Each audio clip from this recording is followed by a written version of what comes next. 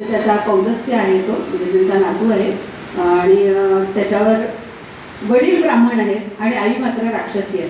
त्यामुळे त्याच्यावर जे संस्कार झालेत आणि त्यानं जे जास्त संस्कार घेतलेत ते राक्षसी घेतलेले आहेत. आणि वडिलांचे संस्कार म्हणाल तर तो प्रकांड पंडित आहे, त्याचा वेदशास्त्रांचा अभ्यास आहे, त्यानं एका वेळी एका क्षणी कैलास हलवून सोडण्याचा देखील प्रताप केलेला आहे आणि महापराक्रमी आहे. म्हणजे हनुमान जेव्हा लंकेमध्ये गेला आणि त्याला सीतेचा शोध घेण्यासाठी, तेव्हा त्यानं बघितले रावणाला, पहिल्यांदा रावणाला बघितलेला आहे आणि तो म्हणाले हा किती देखणा आहे, हा किती तेजपुंज आहे, हा किती सुंदर आहे. एक अहंकार आणि दुसरी कामेच्छा, हे दोन याच्याकडे दुर्गुण नसते तर हा त्रिभुवनाचा राजा होण्याच्या योग्यतेचा आहे. कारण तोपर्यंत त्यानं देव दानव आसुर सगळ्यांच्यावर विजय मिळवलेला होता आणि आरामात फक्त मानव त्यानं सोडलेले होते, बाकी सगळ्यांच्यावर त्यानं राज्य शासन त्याचंच होतं. आणि किती छान आहे हा, किती तेजपुंज आहे, याच्या चेहऱ्यावर त्याची बुद्धिमत्ता देखील कळतीये, हा हुशार आहे. पण एका गुणामुळे हा वाया जातोय, हे देखील हनुमाना तिथं त्या ओव्यांमध्ये त्याचा उल्लेख आलेला आहे. तर असा हा रावण आणि मयासुरानं त्याचं चातुर्य, त्याची बुद्धी, त्याचं बळ आणि त्याचं ब्रह्मण असणं किंवा त्याचं पांडित्य बघून आपली एक मुलगी त्याला दिलेली आहे मंदोदरी. तर मंदोदरी देखील असामान्य देखणी आहे, पण ही आहे ना राक्षस जमात आहे. तिथं आता बघा, दशरथाला सुद्धा 350 राण्या होत्या, फक्त ह्या आपण 3 बघतो, पण दशरथाला सुद्धा 350 राण्या होत्या. ही लग्न पुष्कळता राजकीय असत किंवा राजाही तसा असू शकतो, ह्याच्यावर आपण भाषा करण्यात काही अर्थ नाही, कारण तो कालखंड 14,000 वर्षापूर्वीच आहे. आज आपण त्याचे निकष तिथे लावू शकत नाही, आजचे निकष तिथे लागू पडणार नाही, तिथले निकष तिथे लागू पडणार नाही. मी पहिल्यांदाच तुम्हाला सांगितलं. तर असं आहे की मयासुरानं देखील आपली एकुलती एक सुंदर मुलगी देताना काहीतरी विचार केलाच असेल ना, तर तसा रावण आहे. पण फक्त त्याची अनावर कामेच्छा आणि आसक्ती ही त्याला आडवी आलेली आहे. आता राक्षस स्त्रियांमध्ये आपण त्राटिका आणि शूर्पणखा या दोन घ्यायला हव्यात खरं म्हणजे, पण त्राटिकेचा वध करताना रामाने स्त्रीवध अवध्य आहे असं म्हटलेलं आहे. पण विश्वामित्राने तेव्हा ही सुंदाची पत्नी आहे आणि सुकेतू यक्षाची मुलगी आहे. सुकेतूनं खूप मोठा तप करून हिला मिळवलेला आहे, तिला पुत्र पाहिजे होता, पण त्याला ही महाकाय आणि भयंकर बलदंड अशी मुलगी झालेली आहे आणि ही सुंदाची पत्नी आहे. मारीच तिचा मुलगा आहे.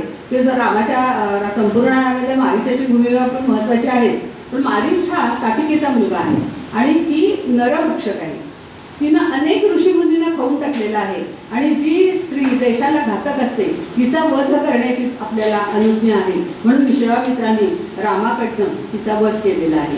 शूर्पणखेचं तेच आहे, शूर्पणखा राक्षसच आहे, पण ती मायावर घेऊ शकते, ती सुंदर स्त्री बनून समोर आलेली आहे. राम म्हणतो की लक्ष्मणाकडे जा, लक्ष्मण म्हणतो की रामाकडे जा, त्यावरून तिची चंचल वृत्ती पण रामांच्या लक्षात आलेली आहे. आणि जेव्हा ती सीतेला खाऊन टाकायच्या गोष्टी करते, कारण हे नरभक्षक होते, तेव्हा मात्र तिला मारून टाकलेली नाही आहे, पण तिचं नाक, आपण म्हणतो की नाक मुठीत धरून आला बघ सरळ, देवाला नमस्कार करतो, नतमस्तक हो, नाक टेको, पुरुषांनी साष्टांग घालावा, बायकांनी 2 पायावर बसून जमिनीवर नाक घासावं खाली वाकून. बायकांना साष्टांग सांगितलेलं नाही आहे, कारण त्याची करणं पुन्हा वेगळी आहे, पण नाक घासावं म्हणतो. म्हणजे नाक हा आपला अभिमानाची गोष्ट आहे किंवा तोरा मिळवायची पण गोष्ट आहे थोडीशी. तर त्या शूर्पणखेचे नाक आणि कान पण हे केलेले आहे तिचे, आणि तिचा अपमान करून पाठवलेला आहे. म्हणजे रामाना इथंपर्यंत येईपर्यंत आपलं जीवित कार्य काय आहे हे गवसलेलं आहे. थोडक्यात सांगायचं म्हणजे की दंडकारण्यात येईपर्यंत, की जेव्हा त्यांनी ऋषीमुनींच्या हाडांचे ढीग बघितलेले आहेत, की जेव्हा त्यांनी ऋषीमुनी एखाद्या भागात राक्षसांचा वावर सुरू झाला म्हटलं की तो भाग सोडून जाताना बघितलेले आहेत, आणि या ऋषीमुनींनी त्याला प्रश्न केलेले आहेत की तू राजा, म्हणजे तुझं रघुकुळाचं राज्य आहे आणि आम्ही जी तपश्चर्या करतो, आम्ही यांचा वध करू शकत नाही का, आम्ही यांना उत्तर देऊ शकत नाही का, विश्वामित्र पराक्रमी नव्हते का. विश्वामित्र तर मुळात राजकुमारच आहेत, क्षत्रिय पण आहेत, त्यांनी ते ज्ञान नंतर मिळवलेलं आहे, त्याची कथा पुन्हा वेगळीच आहे.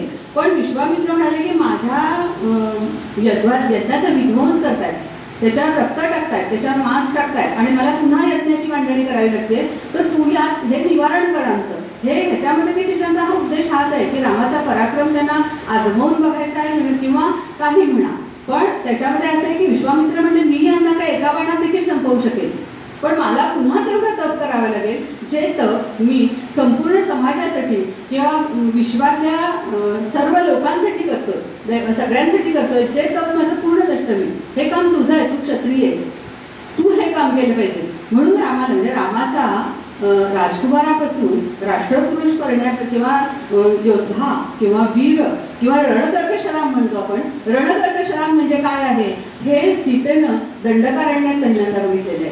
14,000 राक्षसांचा वध काही एका क्षणात वगैरे झालेला नाहीये. तुंबळ युद्ध झालेलं आहे सर्व राक्षसांचं आणि सर्व राक्षसांना बाण काढून मारत असताना रामांना अनंत जखमा झालेल्या आहेत.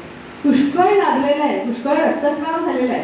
अर्थात त्याच्यासाठी त्यांच्याकडे औषध म्हणजे आहेतच, पण तेव्हा सीतेनं पहिला रामाचा पराक्रम बघितलेला आहे. आपण रणकर्कश राम म्हणतो तो तिथे एकदा दिसतो आणि एकदा राम रावण युद्ध जेव्हा होतं तिथे एकदा आपण रामरक्षित नुसते रामरक्षितला राम हा एक पुन्हा वेगळा विषय आहे बोलायचा, त्याच्यावरही आम्ही नेहमी बोलत असतो. पण त्याच्या हे असं आहे की असा हा रावण किंवा असे हे राक्षस आणि ही ताटका शूर्पणखा त्याच्यामध्ये जया आणि सुप्रभा पण येतात थोड्या, की जी अस्त्र आणि शस्त्र ही विश्वामित्रांनी रामांना दिलेली आहे त्या संशोधक आहेत.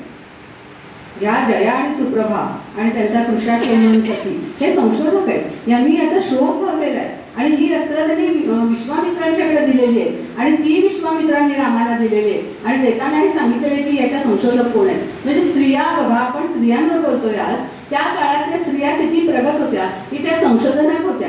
त्या फक्त अस्त्रशस्त्रांच्या संशोधनात नव्हत्या, तर त्या शेतीमधल्या संशोधक होत्या, त्या अनेक गोष्टींमधल्या संशोधक होत्या आणि त्या स्त्रिया त्या प्रगत होत्या, आपल्यापेक्षाही प्रगत होत्या. त्यांना अस्त्र वेगवेगळ्या उटी असतील किंवा वस्त्र असतील किंवा सगळ्याचं ज्ञान होतं काय. आणि याच्यातली रामायणकालीन स्त्री व्यवस्था जर म्हटलं तर याच्यातली अयोध्येमधली स्त्री व्यवस्था म्हणजे अतिशय सुंदर होती. स्त्रिया रसिक होत्या, जागोजागी त्या म्हणजे आनंद घेत होत्या. असं नव्हतं की त्या घरामध्येच बंदिस्त आहेत.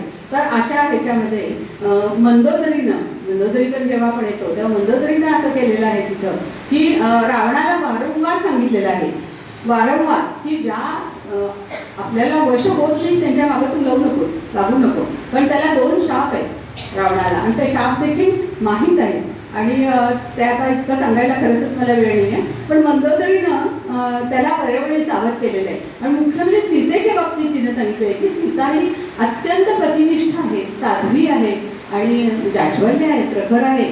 तू हे करू नकोस, तू असा अन्याय तिच्यावर करू नकोस. त्यानं तिला शेवटी धमकी दिलेली आहे की येत्या 1 महिन्यात जर तू मला वश झाली नाहीस तर तुझ्या खांडोळ्या करून मी खाऊन टाकीन किंवा खायला देईन कोणाला तरी. इथंपर्यंत झालेले आणि सीतेचा धीर कसा खच्ची होईल याचा रावण विचार करतो त्यावेळेस.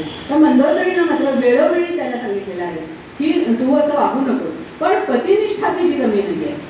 पतीच्या भोवती तिनं स्वतःच्या तपाने एक संरक्षक कवचच तयार केलेलं आहे की तिला माहीत आहे की ह्याचा शेवट काय होणार आहे किंवा आपला पती असा आहे ह्याची जेव्हा एखाद्या स्त्रीला कल्पना असते तेव्हा ती त्याला सावध करते किंवा पण त्याला थांबवू शकत नाही, थांबवू शकलेली नाही आहे. तसंच मेघनाथाची म्हणजे रावणाचा पुत्र मेघनाथ, इंद्रजित किंवा मेघनाथ, तर त्याची पत्नी सुलोचना ही सुद्धा तितकीच सती आणि ती साध्वी आणि अत्यंत जाज्वल्य पतिनिष्ठ आहे. ती सुद्धा तिची पतिनिष्ठा खूप आहे. रामचंद्रांनी लक्ष्मण जेव्हा मेघनाथाला कारण त्याला असं कळलं होतं की निकुंभादेवीचा जर त्याचा यज्ञ पूर्ण झाला तर तो अवध्य होईल आणि त्याला ते वरदान मिळू शकतं, तर त्याच्या आधीच त्याचा वध होणं आवश्यक आहे. हे विभीषणाने जेव्हा लक्ष्मणाला सांगितलं आणि जेव्हा ते तिथं जात होते तेव्हा रामांनी सांगितलेलं आहे की लक्ष्मणा, हनुमंता, एक गोष्ट लक्षात द्या की मेघनाथाचा वध जेव्हा होईल त्याचं मस्तक खाली पडता कामा नये, रणांगणावर मस्तक पडता कामा नये. तसं झालं तर जिथं साध्वीचा असा अपमान होतो तिथं विध्वंस नक्की आहे. तेवढी काळजी तुम्ही घ्या. आणि तेव्हा तसा वध करत असताना हनुमानानं ते अलग आणि रामाकडे आणून दिलेलं आहे. त्याची एक भुजा कट झाल्यानंतर ती अशी कथा आहे छोटीशी की सुलोचनेकडे पाठवला तर ती विश्वास ठेवला नाही. तिनं सांगितलं की माझं जर सतीत्व खरं असेल किंवा माझी जर तपश्चर्या खरी असेल तर या बाहूनं मला लिहून दाखवावं की खरंच त्यांचा वध झालेला आहे. तसं लिहून दाखवलं गेलं. आता त्याच्यावर आपण ठीक आहे आपला असेल तर विश्वास ठेवूया. पण हे मस्तक जेव्हा रामांकडे आणून दिलं आणि रामांकडे ती मागायला गेली तोपर्यंत ती शांत झालेली होती. रामाच्या सहवासात आल्यानंतर तिनं ते घेतलेलं आहे आणि नंतर ते त्यांचे पुढचं काही केलं असेल. पण रामांना याची कल्पना होती की ती कशी साध्वी आहे आणि किती तिचं आहे. आता या सगळ्या ह्याच्यामध्ये सरमा येते, जी विभीषण पत्नी आहे, जिनं वेळोवेळी सीतेला धीर दिलेला आहे, सीतेला निराश होण्यापासून वाचवलेलं आहे. एक दोन प्रसंग तर असे आहेत की जेव्हा विद्युत जीवाकडनं त्याचं रामाचं शिर आत्ता तोडलंय किंवा आत्ता हे वध झालेलं आहे, अशा परिस्थितीवर सीतेपुढे आणून ठेवलेलं आहे आणि हे बघे रामवध झालेला आहे. तिनं सगळ्या कसोट्या लावून बघितले, केस बघितले, डोळे बघितले, खाणाखुणा बघितले शरीराच्या, आणि तिचाही क्षणभर असा विश्वास बसतोय की हे खरंच आहे. आणि ती म्हणते की ताबडतोब चिता रचायला सुरुवात करा, काष्ठ मागवा आणि मी अग्निप्रवेश करणार आहे. रामा वाचून मी जिवंत राहू शकत नाही. हे जर असं घडलंय तर मला आता अग्निप्रवेश करण्याशिवाय माझ्यापुढे दुसरा मार्ग नाही आहे असं सांगितलंय. तेव्हा सर्मेनं आणि तिथं त्रिरटा म्हणून एक आहे सेविका, की ज्या सर्व राक्षसींच्या पहाऱ्यांच्या बदली मुख्य आहे, त्या दोघींनी तिला दिसलेलं आहे की हे असं मायावी राक्षस आहे, तू याच्यावर विश्वास ठेवू नकोस. कारण हे सगळं तुझ्याशी जेव्हा रावण बोलत होता तेव्हा एक सेवक गडबडीनं आलाय आणि त्याच्या कानाशी लागलाय आणि रावण तिथलं वाक्य अर्धवट टाकून त्याच्याकडे निघून गेलेला आहे. याचा अर्थ असा आहे की काहीतरी वेगळीच बातमी आलेली आहे आणि तू अजिबात घाबरून जाऊ नको. हे खूप आवश्यक होतं. पण 11 महिने जवळपास ती रावणाच्या त्या अशोकवनामध्ये होती आणि कंदमुळं किंवा काय तिला ते अनसूयेनं त्यांनी दिलेलं होतं की इंद्राने म्हणतात की तिला अशी गुढी दिलेली की भूक लागणार नाही किंवा काय असेल तसं. पण 11 महिने ती तिथं होती आणि जेव्हा जेव्हा रावण यायचा तेव्हा तेव्हा ती एक गवताची काडी समोर जायची की जणू रावण हा तृणवत आहे माझ्याकडे, माझे राम माझे पती इतके शूर आहेत. तिचा हा ठाम विश्वास होता की राम येणारच आणि मला सोडून देणारच, असा सीतेचाही विश्वास होता. ह्या सगळ्या व्यक्तिमत्वानंतर जेव्हा आपण सीतेकडे येतो, आता ही सगळ्यात महत्त्वाचं व्यक्तिमत्व रामायणातील स्त्रिया जेव्हा आपण म्हणतो तेव्हा सीता ही सगळ्यात महत्त्वाची आहे. का महत्त्वाची आहे तर असं आहे की बघा प्रत्येकाचं प्राक्तन आहे. ही राजकन्या म्हणून जन्माला आली, पट्टराणी किंवा महाराणी किंवा उद्या होणारी सार्वभौम राजाची पत्नी म्हणून राजसिंहासनावर बसणारी राणी म्हणून अयोध्येला आलेली आहे. अत्यंत सुखाचं आयुष्य आहे तिचं आणि अचानक एका क्षणी तिच्या कानावर राम येऊन सांगतात की मी वनवासात निघालो आहे आणि मी तुझा निरोप घ्यायला आलेलो आहे. असं आहे की राम आईचा निरोप घेताना फारसे हल्लेले नाही आहेत किंवा फारसे उलट आईची समजून घेतली, पण सीतेचा निरोप घेताना मात्र थोडेसे राम त्यांच्या चेहऱ्याकडे बघून तिला कळले की काहीतरी विपरीत झाले. म्हणून ती विचारते की काय झाले असेल नेमकं. तर मी आज वनवासात निघालोय आणि कैकेयी मातेची तशी इच्छा आहे आणि मी निघालो आहे म्हणून. तर ती म्हणते असं तुम्ही म्हणूच कसं शकता की मी निघालो आहे, मीही तुमच्या बरोबर येणार. कितीतरी प्रकारचे धोके त्याने सांगितलेले आहेत की तिथं फक्त धबधब्यांचाच आवाज असेल, तिथं फक्त सिंहाची चारोळी असेल, तिथं फक्त वन्य प्राणी असतील त्यांच्यापासून आपल्याला धोका आहे, तिथं अनंत राक्षस आहेत, तिथं कितीतरी नरभक्षक राक्षस आहेत, तिथं सरपटणारे प्राणी आहेत, आपल्याला तिथं राजवाडा वगैरे नाही आहे, तिथं गवताच्या शैलीवर झोपायचं आहे, तिथं आपलं आयुष्य अत्यंत खडतर असणार आहे. मी ह्या सगळ्यांना गेलेलो आहे. मी विश्वामित्रांच्या बरोबर जेव्हा सिद्धाश्रमात गेलो तेव्हा ह्या सगळ्याची मला कल्पना आहे काय असतं कसं असतं. तर सीते तुला ते सोचणार नाही, तू या तिन्ही मातांची काळजी घे, तू इथल्या सगळ्या राज्याची काळजी घे आणि तू इथंच राहा. तेव्हा सीता मिश्किल सुद्धा आहे, मिश्किल आहे ती. आणि आपल्या नवऱ्याला कसं मनवायचं हे तर बायकांना वेगळं सांगण्याची गरज नाही आहे. तिनं दातामध्ये पदर पकडलेला आहे आणि फक्त ती म्हणती की मला एक शंका येते अरे तुमचं की माझ्या वडिलांनी एका पुरुष वेशाच्या स्त्रीशी ते लग्न करून दिलं नाही. तुम्ही इतके पराक्रमी असताना तुम्ही मला संरक्षण करू शकत नाही, हे शक्यच नाही आहे. तेव्हा रामाची मग त्याला तिचा दृढनिश्चय जाणवलाय म्हणा किंवा काही म्हणा, तिनं रामानं तिला अनुज्ञा दिलेली आहे. तर राम लक्ष्मण आणि सीता पहा सीतेला आपण म्हणजे आता बघा सीतेच्या बाजूने बोलणारे लोक काय म्हणतात सीतेला वनवास, सीते कसा सोचला असेल. आणि सीतेला वनवासच कुणी जायला सांगितलेलं नाहीये. कुणी एका शब्दानं नव्हे एका अक्षरानं सुद्धा सीतेचा वनवास उल्लेख केलेला नाहीये कुठं. ना कैकेयीनं ना वसिष्ठांची अनुज्ञा होती, ना दशरथाची इच्छा होती, ना रामाची इच्छा होती, कुणाच्याही इच्छा नव्हती. सीतेनं स्वतःचा वनवास स्वतःच्या बुद्धीनं स्वीकारलेला आहे, कारण ती स्वतंत्र बुद्धीची होती. तिला तिच्या आयुष्याचे निर्णय घ्यायचं तिला स्वातंत्र्य होतं आणि ते तिनं तिथं वापरलेलं आहे. तिच्यावर रामाचा वनवास लाभलेला नाही. हे महत्वाचं आहे की तिनं तिचा वनवास स्वतः स्वीकारला होता. आणि ते वनवासी आयुष्य खरं सांगायचं तर सीतेच्या आयुष्यातला तो महत्तम सुखाचा काळ होता असं म्हणायचं, सर्वोच्च सुखाचा काळ. कारण राम तिला मिळालाय कधी? राज्याभिषेक सुरू म्हणजे राम परत आला, तो पुन्हा राज्यावर बसला किंवा सिंहासनावर बसला, त्यानंतर काही कालखंड थोडाफार सुखाचा गेला की रामानं सीतेचा म्हणतायत की राजानं राणींचा त्याग केलेला आहे. रामाने सीतेचा त्याग केलेला नाही आहे, पण सीतेने मात्र तिचा पत्नी धर्म सांभाळलेला आहे, स्त्री धर्म सांभाळलेला आहे, मातृधर्म सांभाळलेला आहे, स्नुषा धर्म सांभाळलेला आहे आणि राज्ञी धर्म सुद्धा सांभाळलेला आहे. पाचही धर्म तिने आपले सांभाळलेले आहेत आणि ते स्वतःच्या बुद्धीनं तिच्यावर कुणीही लादलेले नाही आहे. सीता ही अत्यंत तेजस्वी होती, बुद्धिमान होती. उर्मिला सुद्धा चित्रकार होती. उर्मिला चांदणं खूप आवडायचं. लक्ष्मणाला जेव्हा तिनं अनुज्ञा दिली, लक्ष्मण म्हणाला की हे बघ उर्मिले, तुला राजकारणातलं उत्तम कळतं, आता इथलं वातावरण अत्यंत अस्थिर आहे. कौसल्या आणि सुमित्रा या मातांची काळजी तुला घ्यायची आहे, कारण आता कैकेयीची सून आणि भरत आणि मांडवी आता यांचा एक स्वतंत्र पक्ष होऊ शकतो. शत्रुघ्न भरताबरोबर असतो, त्यामुळे तो एक स्वतंत्र पक्ष होऊ शकतो. तर तुला या सगळ्याच्या राजकारणाची काळजी घ्यायची आहे, इथलं वातावरण चिघळू नये असं बघायचंय, म्हणून तू इथं थांबावंस. तर तिनं लक्ष्मणाचं म्हणणं ऐकलेलं आहे, फक्त त्याला सांगितलंय की मला चांदणी रात्र अतिशय आवडते, पौर्णिमेचा चंद्र आवडतो. जिथं कुठं तुम्ही असाल, आपल्या डोळ्यात पाणी येतं ऐकून वाचून की जिथं कुठं तुम्ही पौर्णिमेच्या रात्री असाल तेव्हा फक्त माझी आठवण करा, मी तेव्हा त्याच्या चंद्राकडे बघत असेल. तेच मांडवी श्रुती करतेच आहे. मांडवी नुसती संधान उभारून भरताकडे बघतीये, पण तिथपर्यंत ती पोचू शकत नाहीये. आणि ते श्रुतकीर्तीचं पण तेच आहे, कारण ते विरक्तच आयुष्य, त्यांचं व्रतस्थच आयुष्य सुरू आहे. तर सीतेला देखील कुणी वनवास लादलेला नाही आहे. सीता स्वतःच्या बुद्धीनं स्वतःच्या निर्णयानं वनवासात गेलेली आहे. दुसरं म्हणजे आपल्याला दुसरा आरोप असतो की रामानं सीतेचा त्याग केला, केवढा मोठा अन्याय केला तिच्यावर म्हणून. हा अन्याय तरी त्यानं केलाय का असा विचार आपल्याला आता करायला पाहिजे की राम आणि सीता यांचं प्रेमच असं होतं की जेव्हा अग्निपरीक्षा देण्याची वेळ आली, रामाला अग्निपरीक्षा दे असं तिला कुठंही सुचवलेलं नव्हतं. जेव्हा तिला आणण्याची आज्ञा झाली आणि तिला सांगितलं, रामाची अशी आज्ञा होती की जशी असेल तशी सीतेला घेऊन या नव्हतं.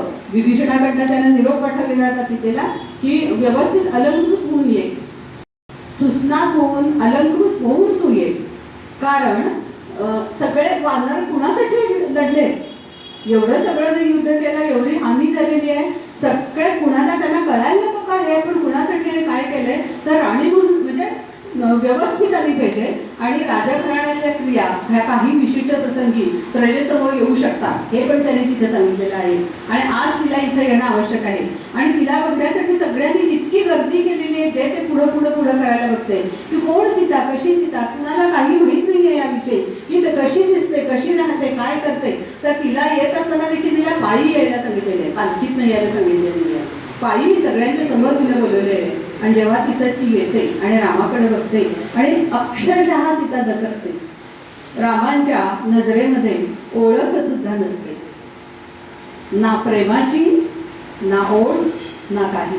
इतके निरीक्ष नजरेने ते तिच्याकडे बघत असतात आणि ते म्हणतात की सीते, हे मी सगळं तुझ्यासाठी केलंच नाही, मी हे युद्ध केलं हे तुझ्यासाठी केलेलं नाहीये, मी हे युद्ध केलं हे माझ्या कुळाचं नाव जाऊ नये आणि मी ज्या कुळामध्ये रघुकुळामध्ये जन्माला आलेलो आहे आणि रघुकुळाला जे लांछन लागणार होतं की माझी पत्नी एकाने कुणी राक्षसांना पळवून दिली आणि ती तिथेच राहिली किंवा तिला मी सोडवू शकलो नाही, हे लांछन दूर करण्यासाठी मी हे युद्ध केलेलं आहे. मी हे तुझ्यासाठी काहीही केलेलं नाही आहे. आजपासून तू मुक्त आहेस, तू कुठेही जाऊ शकतेस, तू विभीषणासोबत इथंच राहू शकतेस, तू भरतासोबत राहू शकतेस, तू तुझ्या वडिलांकडे परत जाऊ शकतेस, तू काहीही करू शकतेस. ती चिडली आहे, संतापली आहे. ती म्हणजे तुम्ही आर्य असून अनार्यासारखे वागताय. तिनं अनार्य हा शब्द वापरलेला आहे तिथं की अनार्यासारखे वागताय, तुम्ही हे चुकीचं बोलताय, तुम्ही हे माझ्याशी बोलताय, मी सीता आहे आणि तुम्ही हे मला सांगताय, अशी अनुज्ञा देताय, यापेक्षा मी अग्निप्रवेश करणं मला मान्य होईल. आणि तिनं लक्ष्मणाला सांगितलेलं आहे की अग्निपरीक्षा मी देणार आहे तुम्ही. माझी शुद्धतेवर जर कुणाला संशय असेल की 11 महिने जी राक्षस राज्यात राहिलेली आहे, तर माझ्या चारित्र्याविषयी जर कुणाला संशय असेल ना, तर मी तो परीक्षा करून माझे चारित्र्य सिद्ध करायला तयार आहे. कारण अग्नी इतकं शुद्ध काहीही नाहीये. पहा, आपण अग्निपरीक्षा तरी खोटं का म्हणायची? आजकालच्या दिवसात सुद्धा काही वर्षांपूर्वी, काही दिवसांपूर्वी एक साधू असा जालेवरनं चालत गेला, निखरावरनं चालत गेला आणि त्याला काहीही झालं नाही, किंवा या गोष्टी आज घडू शकतात. तर त्या काळातही अशक्य नव्हता. आणि लक्ष्मण गजबले रामांची आज्ञा ऐकून सुद्धा, आणि रामांकडे बघतोय तो, पण लक्ष्मण आहे तो, त्यांचा बहिष्ठ प्राण आहे. त्याला क्षणात कळलंय की राम हे का सांगतायत आणि कशासाठी सांगतायत. रामाचा सीतेवर त्यांचा संशय नाही, सीतेविषयी त्यांची काही तक्रार नाही. पण हा जो समाज आहे, हा वानर समाज आहे, हा राक्षस समाज आहे, आणि ह्या समाजाला तिच्या पावित्र्याची खात्री असली पाहिजे. कारण ह्या वानर समाजात ते किंवा राक्षस समाजामध्ये काय ही गोष्ट काही गैर नाहीच आहे.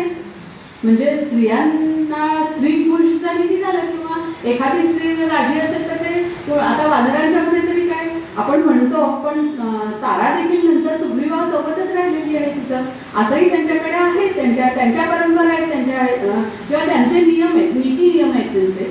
पण सीतेची शुद्धता कशाकडून सिद्ध करायची? तर त्यासाठी सीतेने स्वतः तिथं अग्निपरीक्षा दिलेली आहे. आणि जेव्हा ती त्याच्यातून बाहेर पडलेली आहे, तेव्हा रामाने तिचा सहर्ष स्वीकार केला आणि ते परत आलेले आहे, परत अयोध्येला आलेले आहे. आता त्याच्यामध्ये बराचसा मोठा भाग आहे परत येण्याचा देखील, पण तो आता मी सांगत नाही आहे. कारण आता मी फक्त सीतेवर 1-5 मिनिटं जातील ना, अगदी 5 मिनिटं, अगदी 5 मिनिटं.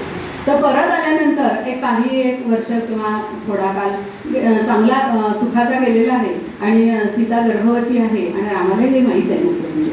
आणि अशा वेळी प्रजेमधनं त्याला कानावर येतं की मग आमच्या पत्नी अशा वागल्या तर आम्ही पण त्यांना घरात घ्यायचं का, अशी एक विष समाजात पसरत आहे.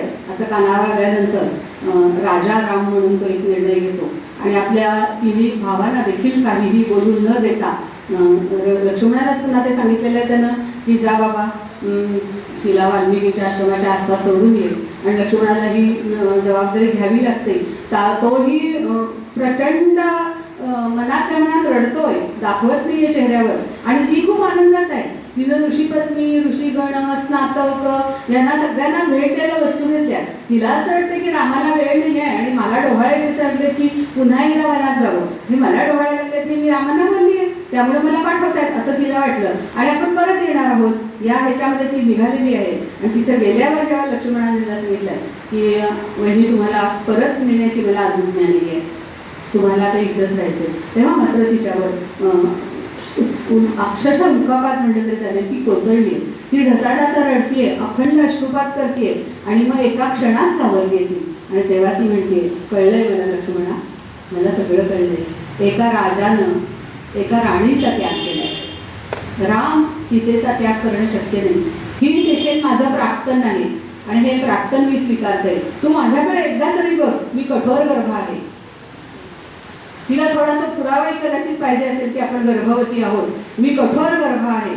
तर लक्ष्मण म्हणतो की मी 14 वर्ष आपण एकत्र येतो, मी तुमच्या ती एक कथा आहे की फक्त पायातली तो पैंजण ओळखतो, त्याच्या व्यतिरिक्त मी तुमच्याकडे बघितलेलं नाही आहे. आणि खाली मान घालून तो निघून जातो तिथनं, आणि ती तिथं असहाय्यपणे राहते. पुढं तिला वाल्मिकी जातात, लवकुशाचा जन्म होतो, मातृधर्म देखील ती तिथं निभावते. मातृधर्म निभावताना एकही कधीही श्रीरामांच्या विरुद्ध ती बोललेली नाही आहे, एकही अक्षर कधी उच्चारलेलं नाही आहे. उलट वडिलांच्या गोष्टी, वडिलांची थोरवीच तिनं वेळोवेळी सांगितलेली आहे त्यांना. आणि नंतर वाल्मिकींचं हे नियोजन आहे की त्यांनी रामायण सांगावं आणि प्रजेला ओळख व्हावी. आणि जेव्हा वाल्मिकी ते गायन होतं सगळं, आणि राम विचारतात की हे कुणाचे पुत्र आहे, तेव्हा ते सांगतात की रामा हे तुझेच पुत्र आहे दोन्ही. आणि मग राम म्हणतात की सीतेला घेऊन या तुम्ही. आता या सगळ्या ह्याच्यामध्ये आपल्याला वाटतं की राम किती निष्ठुर असेल, तसं नाही आहे. तेव्हा ज्या दिवसापासून त्यानं सीतेला पाठवलेलं आहे त्या दिवसापासून तो स्वतः दरवाजावर झोपतो. 3 दिवसला त्याला महालाचा दारही उघडलेली आहे, तो अखंड अश्रुपात करतोय. पण सीतेचा निरोप त्याच्या कानावर गेलेला आहे की राजाला म्हणावं, राजासारखा वा, प्रजेची काळजी घे, माझ्या दुःखात अश्रू ढळत असू नको, तसा राम मला आवडणार नाही. आणि पुढच्या जन्मी जर मला पती म्हणून इच्छा करायची असेल तर मी पुन्हा रामच मागेन, फक्त आता विरह नको मला पुढच्या जन्मी. हा माझा निरोप सांग त्यांना. आणि मग त्यांनी स्वतःला सावरले. आता त्याच्या वडिलांनाच 350 राण्या होत्या आणि 350 बायका होत्या, पुन्हा लग्न काही अशक्य नव्हतं. किंवा काही धार्मिक विधी असे असतात की त्या ठिकाणी पत्नी आवश्यक असते, पण तिने सीतेची सोन्याची प्रतिमा केलेली आहे, त्यांनी देखील एकपत्नी व्रत पाळलेलं आहे आणि मनातलं सीतेचं मनातलं स्थान त्यांनी कुणालाही दिलेलं नाहीये आणि सीतेलाच अढळपत त्यांनी दिलेलं आहे. हेही सीतेला मनवून नाहीये. पुन्हा जेव्हा सीतेला वाल्मिकींनी त्याच्यासमोर आणलेलं आहे तेव्हा ती तापस वेशामध्ये, म्हणजे तिथं जे त्या वाल्मिकी आश्रमातला जो वेश आहे त्या वेशात अनवाणी ती तिथं आलेली आहे. आणि मग वाल्मिकींनी प्रतिज्ञा केलेली आहे तिथं की मी प्रचेतसाचा 10वा वंशज आहे, मी आयुष्यात कधी असत्य बोललेलं नाही, मी अखंड तप केलेलं आहे आणि जर मी खोटं बोललो तर माझं सर्व तप वाया जाईल. पण मी सांगतो की रामा सीता निष्कलंक आहे. तर राम म्हणतात हो मला माहीत आहे, ती निष्कलंक आहे हे मला माहीत आहे, पण मी राजधर्म मी पाळलेला आहे. आणि नंतर ते अशी इच्छा व्यक्त करतात की सीतेनं पुन्हा एकदा या सगळ्या समाजासमोर परीक्षा दिली आणि इथं सीतेची अस्मिता जी मानिनी आहे, ही जी स्वाभिमानी आहे, जी तिची अस्मिता प्रखर आहे, तिचं सतीत्व ते प्रखर आहे, तिच्या निष्ठा ज्या आज्वल्य आहे ते सगळं ती पणाला लावते. आणि मग भूमातेला ती म्हणते की मी तन मन धन कोणत्याही दृष्टीनं जर रामाचाच विचार केला असेल तर तू मला आसरा दे. आणि ती भूमीमध्ये जाते. आता ह्या गोष्टीवर विश्वास ठेवायचा की नाही तर ठेवायचा, कारण भूकंपामध्ये गावाच्या गावं गडप झालेली आपण पाहिलेली आहेत, ऐकलेली आहेत.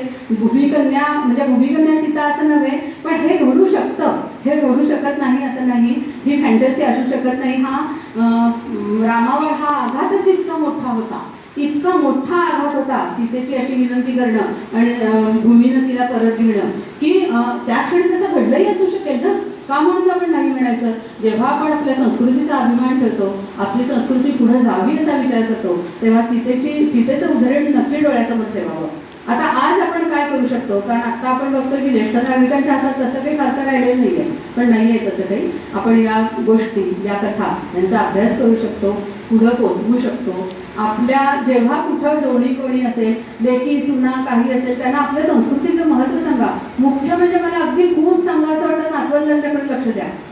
इंग्लिश मीडियममध्ये त्यांना मराठी वाचायला नको, त्यांचा विश्वास नाही आहे या गोष्टींवर, पण आपण ज्या पद्धतीनं सांगतो त्याच्यावर त्यांचा विश्वास बसतो. त्यांना सांगा, मुलींकडं आणि नातींकडे लक्ष ठेवा. खूप धोका आहे समाजामध्ये. आज विमेन्स डे आहे किंवा आपण महिला दिन आहे म्हणतो, तर महिलांनी जागृत होण्याची गरज आहे, खरंच गरज आहे. महिलेमधली संस्कारी जी आई आहे तिनं जागृत व्हायची गरज आहे, जी आजी आहे तिनंही जागृत व्हायची गरज आहे. भले त्यांना आवडं किंवा न आवडं, पण आपण आपलं मत सांगायचंच ना. आपण काय त्यांच्यावर लागत नाही आहे कुठली गोष्ट, पण सावध होण्याची गरज आहे. आज आपण जीवात बघतो किंवा आपल्या मुली, आपल्या चांगल्या चांगल्या घरातल्या मुली जातात. आता आपण गौतमांच्याकडनं काय घेऊ शकतो, पुन्हा तुम्ही त्यांना घरात घेऊ शकता का, किंवा हे सगळे विचार आहेत त्याच्यासाठी व्यक्तिनिष्ठ आहेत, मला मान्य आहे. पण आपल्याला आज जर समाजामध्ये काही करायचं असेल तर अजूनही आपण काही करू शकतो. आता मी निर्देशी माहेरवाशिणी आधीच तुम्हाला सांगितलं, तर आजचं हे व्याख्यान म्हणजे मला माझ्या दृष्टीनं सुवर्ण संधी होती, कारण मला निर्जेमध्ये बोलायला मिळालं. मी पुण्यामध्ये बोलतेच, त्याचा प्रश्न नाही आहे, पण मला निर्जेमध्ये माझे विचार मांडायची जी संधी तुम्ही दिली त्याच्याबद्दल मी खरंच आशाच आहे आणि तुमच्या या ज्येष्ठ नागरिक संघाची अतिशय ऋणी राहील. आणि सगळ्यात महत्त्वाचं म्हणजे ज्या आईनं माझ्यावरती अस्तित्वाचे किंवा देव आहे हे संस्कार केले आणि ज्या वडिलांनी मला खरे मंदिरमध्ये नेऊन वाचनाचं वेळ लावलं, त्या वयामध्ये आर्थिक परिस्थिती फारशी उत्तम नसतानाही काही पैसे तिथं डिपॉझिट ठेवून मला हवं ते पुस्तक ते, कारण तेव्हा टी व्ही नव्हता, मोबाईल नव्हते, खेळले संध्याकाळी नाही तर दुपारी वाचन, या व्यतिरिक्त दुसरं काही छंद नव्हते, पण वाचनाचा वेळ मात्र तेव्हा मला त्या वयात खूप शाळेत लहान वयात लागलं आणि जे जे मिळेल ते वाचन वाचत सुटले. आज देखील माझं सर्वदूर वाचन आहे, फक्त आध्यात्मिक वाचन आहे असं नाही, पुष्कळ वाचते मी, बऱ्याच गोष्टी वाचते. पण त्यातलं घ्यायचंय काय काय घ्यायचं हा आपला प्रश्न असतो. का असे माझे वडील आणि आई यांना हे माझं आजचं व्याख्यान समर्पित आहे, कारण आज त्यांचाच दिवस आहे. आज हा माझा दिवस नाही आहे निर्जनते व्याख्यान देण्याचा, आज हा त्यांच्या मुलीचा दिवस आहे आणि म्हणून त्यांना समजत आहे. पुन्हा एकदा मी तुम्हाला सगळ्यांचे आभार मानते. माझं बोलणं आवडलं असेल अशी अपेक्षा व्यक्त करते. धन्यवाद. थोडा जास्त वेळ घेतला, क्षमस्व. धन्यवाद संध्याताई. आज खरं तर इथं बसलेल्या सगळ्या जणी इतक्या मंत्रमुग्ध झालेल्या आहोत की मला सुद्धा इथं काय बोलावं ते समजत नाहीये. कारण तुम्ही खूपच अतिशय छान सोप्या शब्दामध्ये आणि खूप अप्रतिम असं वर्णन केलंय. आमच्या डोळ्यासमोर सुद्धा ते सगळं रामायण किंवा रामायणातल्या महिला आणि त्या किती तुमच्याकडून आम्हाला समजलं की त्या किती बुद्धिमान होत्या. म्हणजे हा विषय कोणच सांगत नाही ना, तेव्हाच आपण फक्त रामायणातली, आम्ही तरी फक्त गीत रामायण ऐकतो, त्याच्यावरून आम्हाला रामायण कळतं. आणि तुम्ही समितीत असल्यामुळं ते संस्कार आणि ती सगळी माहिती इतकी छान सांगितलेली आहे, त्याबद्दल ज्येष्ठ नागरिक संघातर्फे तुम्हाला खूप खूप धन्यवाद. आणि हे वाल्मिकी रामायण तुम्ही आता जे वर्णन करून सांगितले ते खरं सांगायचं तर आम्ही तरी वाचलेलं नाही आहे, पण तुम्ही सांगितल्यामुळं नक्कीच आम्हाला ते वाल्मिकी रामायण वाचण्याची इच्छा झालेली आहे आणि बरेच जण याचा प्रयत्न करतील. आपण खूपच छान आज आम्हाला माहिती दिलेली आहे आणि तुमच्या आईवडिलांनी खरोखर जे शिकवलेलं आहे ते आम्हाला नक्कीच माहिती आहे, कारण तुमचे बंधूसुद्धा इथं आलेले आहेत आणि त्यांचं म्हणणं आम्ही बरेचदा ऐकतो, ते पण खूपच छान सांगतात. त्यामुळं आम्ही सगळे तुमच्या आईवडिलांना इथूनच वंदन करतो. पुन्हा एकदा खूप खूप धन्यवाद. आणि माझी आज मुलगी पण इथे आलेली आहे मुंबईहून. केवळ माझं आधीचा कार्यक्रम आहे, मग कौतुक म्हणून ती मुंबईहून, तीही कॉलेजमध्ये प्रिन्सिपल, व्हाईस प्रिन्सिपल आहे होमिओपॅथी कॉलेजमध्ये, पण केवळ माझ्यासाठी म्हणून ती अहोरात्र प्रवास करून आलेली आहे. निलम कुठे गेली रे? माझी मुलगी पण आलेली आहे. तर मला आजच्या महिला दिनाचा हे सुंदर गिफ्ट मला मिळालेलं आहे, कारण मला अपेक्षित नव्हतं म्हणजे मुली खूप बिझी आहे, दोन्ही म्हणजे डॉक्टर आहे, म्हणजे मी नाही म्हणजे आता शक्यच नाही आहे, दिसतंय मला त्यांना वेळ नसतो. पण असं कळल्यानंतर आपल्या घरातलं कुणीतरी, माझी मिस्टरलेच आहे, घरातलं कुणीतरी असलं पाहिजे म्हणून ती अहोरात्र प्रवास करून आली आहे आणि मला माझ्या दृष्टीने आजच्या दिवसाचं हे सर्वोत्तम गिफ्ट आहे. खूपच छान. तुझं सुद्धा खूप खूप अभिनंदन आणि आजचा कार्यक्रम इतका छान केल्याबद्दल पुन्हा एकदा तुमच्या सगळ्या कुटुंबाला खूप खूप धन्यवाद. आपला पुढचा कार्यक्रमाला सुरुवात करूया. थोडासा उशीर झालेला आहे, पण आज इतका आपण छान ऐकलेलं आहे की त्यामुळं घरी जाऊन सुद्धा आपण नक्कीच सांगू शकतो आम्हाला का उशीर झालाय ते. तर आपल्या आजच्या ह्या कार्यक्रमामध्ये आपल्या कार्यक्रमाच्या अध्यक्षा आलेल्या आहेत सौ प्रज्ञाताई आवटी आणि त्यांचा मी परिचय करून देते.